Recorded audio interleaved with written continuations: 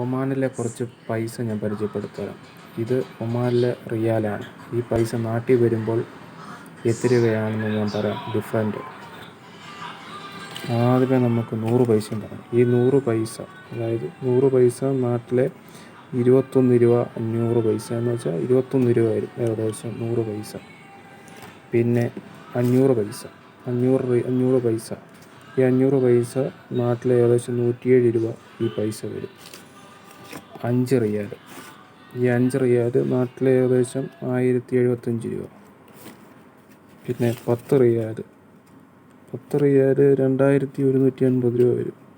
പിന്നെ വരുന്നത് 50 റിയാൽ വരുമ്പോൾ ഏകദേശം 10750 രൂപ ഇന്ത്യൻ റുപ്പി.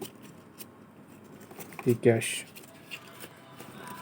ഓരോ പൈസയ്ക്ക് ഓരോ ഡിഫറൻസ് ഉണ്ട്.